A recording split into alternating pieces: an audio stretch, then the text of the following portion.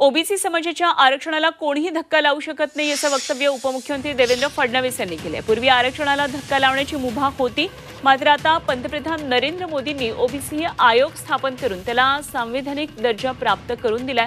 त्यामुळे ओबीसीच्या आरक्षणाला कोणीही धक्का लावू शकत नाही असं विधान फडणवीस यांनी केलंय।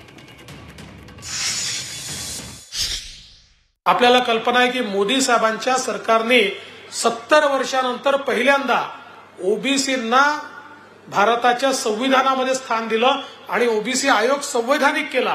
तोपर्यंत तो केवळ GR वर आधारित होता, संविधानात त्याचा समावेश नव्हता।